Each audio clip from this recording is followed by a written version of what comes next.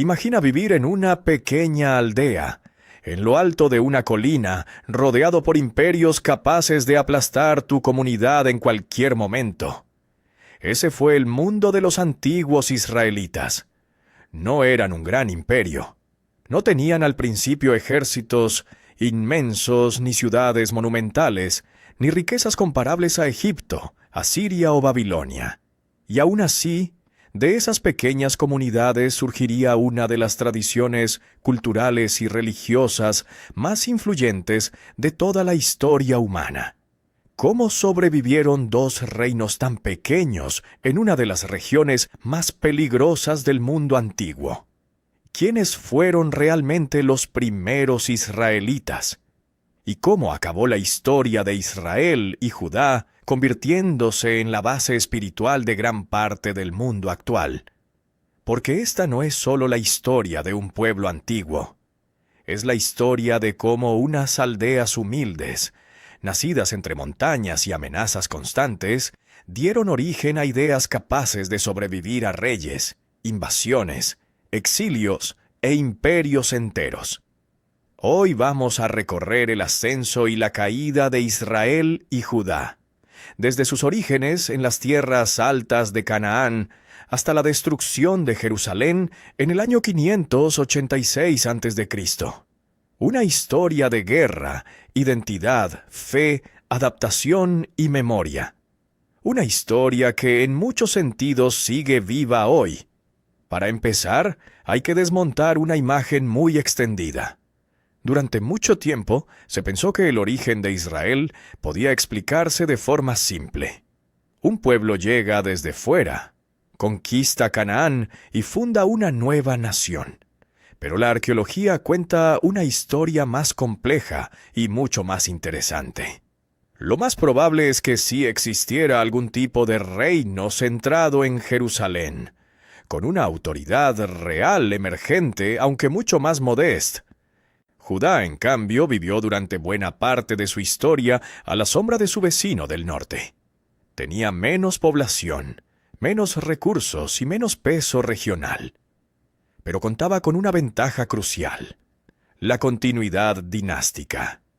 Mientras Israel sufrió golpes de Estado, cambios violentos de dinastía y una inestabilidad casi crónica, Judá mantuvo la idea de una línea real descendiente de David. Y esa estabilidad, aunque limitada, le dio una cohesión especial. Ambos reinos vivían en una situación precaria. A su alrededor había pueblos rivales y, por encima de todos, crecían grandes imperios expansionistas: Damasco, Moab, los filisteos, Edom, y finalmente Asiria, la superpotencia de la época. Vivían en el corredor más disputado del mundo antiguo, el puente entre Egipto y Mesopotamia. Y eso significaba riqueza, comercio, pero también invasiones constantes. El siglo IX y el 8 a.C. fueron decisivos. Israel alcanzó un nivel considerable de poder regional.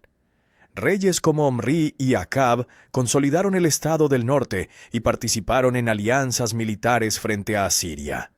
Pero cuanto más fuerte se hacía Asiria, menos margen de maniobra quedaba para los pequeños reinos de la zona. Asiria no era simplemente un vecino agresivo, era una máquina imperial, con ejércitos disciplinados, campañas sistemáticas, asedios brutales y una política clara: someter, deportar, reorganizar y controlar. Frente a eso, los reinos de la región tenían dos opciones: obedecer o rebelarse. Y ambas podían acabar mal. Israel intentó resistir, maniobrar, buscar alianzas, pero finalmente fue derrotado. En el año 722 a.C., tras un asedio prolongado, los asirios tomaron Samaria y destruyeron el reino del norte. Fue un golpe devastador. Parte de la población fue deportada, como era habitual en la política asiria. Otros grupos fueron instalados en el territorio conquistado. Con el tiempo, las tribus del norte dieron lugar a la famosa imagen de las 10 tribus perdidas. Judá sobrevivió, pero sobrevivió como vasallo. Y aquí empieza una de las fases más interesantes de su historia, porque la caída de Israel no solo destruyó a un vecino, también cambió a Judá para siempre. Refugiados del norte huyeron hacia el sur. Jerusalén creció, la población aumentó, la ciudad se fortificó. El reino, que antes había sido menor, se convirtió de pronto en el principal heredero de la antigua identidad israelita. A veces el colapso de un estado no elimina una tradición, la concentra en otro lugar, y eso fue exactamente lo que ocurrió con Judá. Uno de los reyes más importantes de este periodo fue Ezequías. Bajo la amenaza asiria, Jerusalén se preparó para resistir. Se reforzaron las murallas, se reorganizó la defensa y se construyó una obra impresionante: el túnel de Siloé, un conducto subterráneo que llevaba agua al interior de la ciudad. No era solo una cuestión de ingeniería, era una cuestión de supervivencia. En una ciudad asediada, el agua podía decidirlo todo. La amenaza llegó de forma brutal cuando Sennacherib, rey de Asiria, lanzó su campaña contra Judá a finales del siglo VIII a.C. Muchas ciudades del reino fueron destruidas. La más famosa de ellas fue Laquis, cuya caída fue inmortalizada incluso en relieves asirios. Jerusalén, sin embargo, no cayó. Hacia el 1200 a.C., el Mediterráneo oriental entró en crisis. Grandes potencias y ciudades-estado que habían dominado la región durante siglos comenzaron a derrumbarse. Egipto se debilitó. El imperio hitita desapareció. Muchas ciudades cananeas entraron en decadencia. Fue una época de colapso, violencia, desplazamientos y vacío de poder. Y en medio de ese caos ocurrió algo llamativo.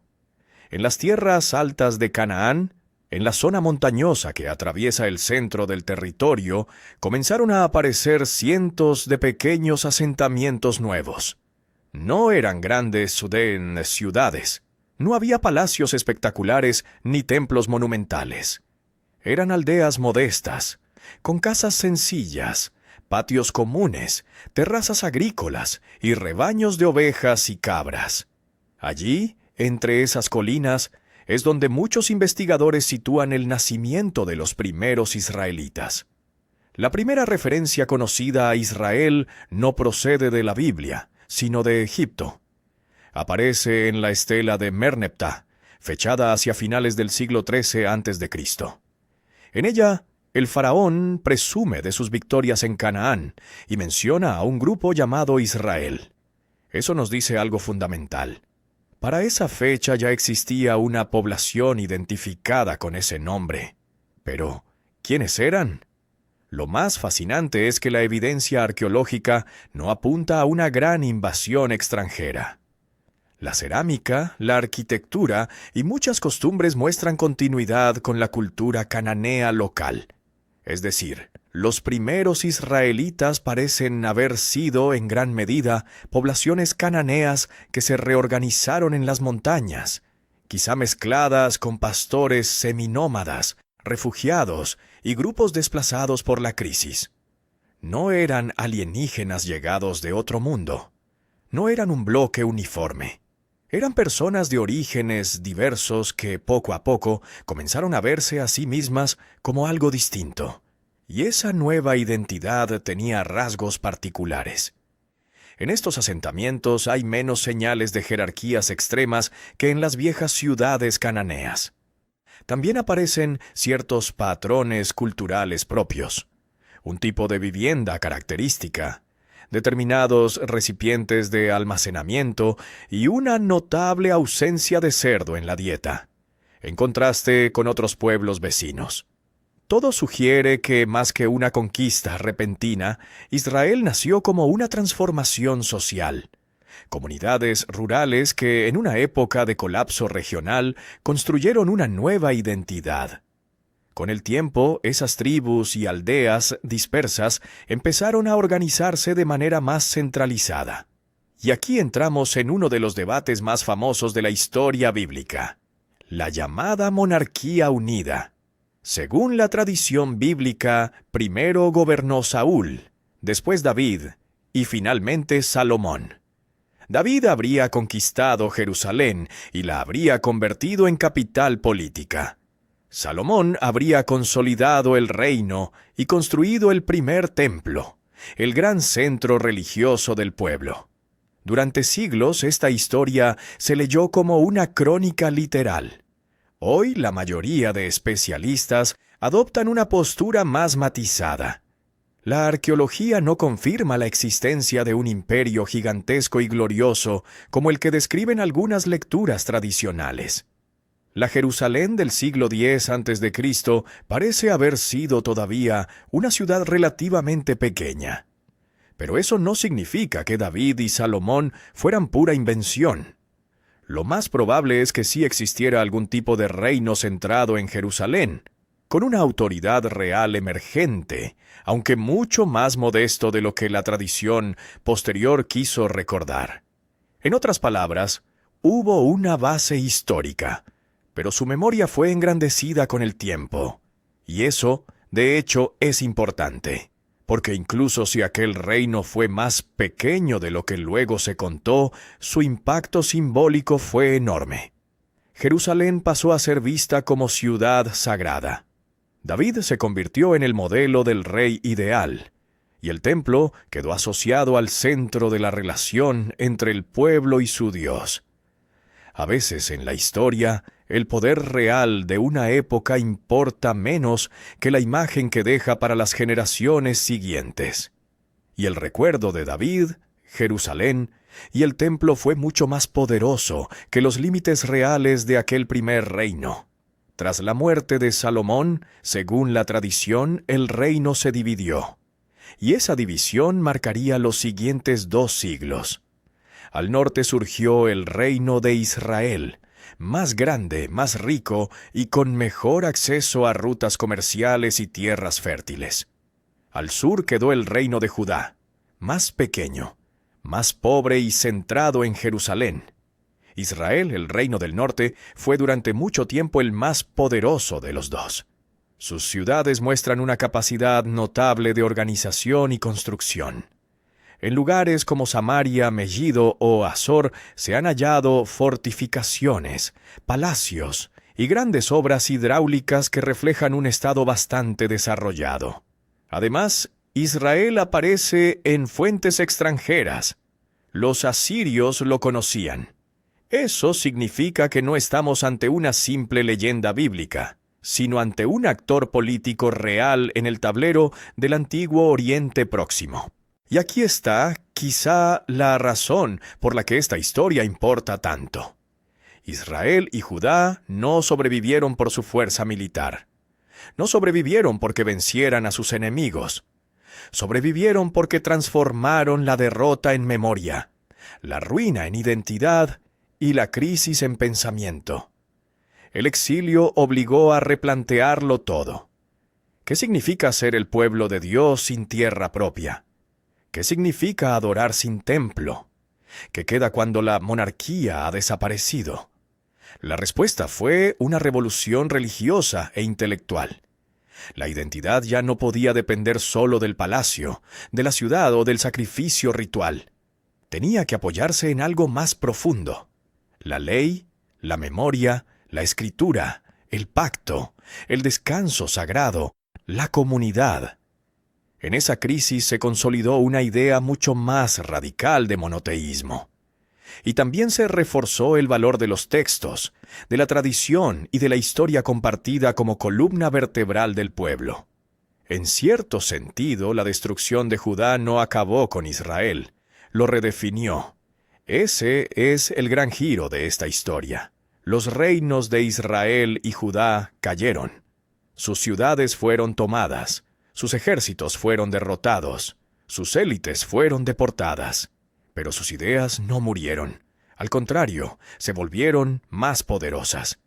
De unas aldeas en las montañas surgió una identidad colectiva. De un pequeño reino en Jerusalén nació una memoria sagrada. De una derrota histórica emergió una tradición capaz de atravesar siglos.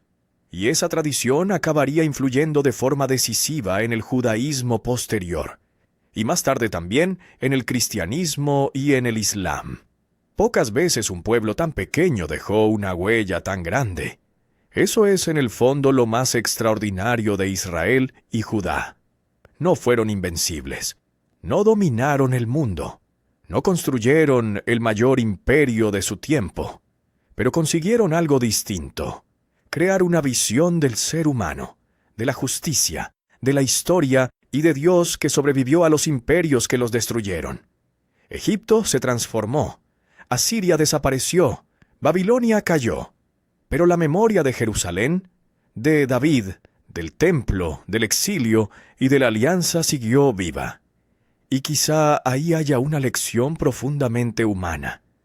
A veces pensamos que la historia la cambian solo los más poderosos, los que ganan guerras, los que levantan imperios, los que imponen su fuerza. Pero la historia también la cambian quienes logran convertir el sufrimiento en significado, quienes resisten no solo con armas, sino con memoria, quienes, incluso después de perder su reino, consiguen que sus ideas sigan hablando durante milenios. Los antiguos reinos de Israel y Judá desaparecieron hace más de 2500 años, y sin embargo, su herencia sigue viva en religiones, textos, símbolos, ciudades, debates y tradiciones que todavía moldean nuestro mundo. Todo comenzó en pequeñas aldeas de montaña, rodeadas por enemigos y por imperios gigantescos. Y quizá por eso su historia sigue resultando tan poderosa, porque nos recuerda que incluso los pueblos pequeños pueden dejar una huella inmensa, que la caída de un reino no siempre significa el final de una civilización, y que a veces las ideas más duraderas nacen precisamente en los lugares más frágiles. Ese fue el ascenso y la caída de Israel y Judá. Pero también fue el nacimiento de un legado que nunca desapareció.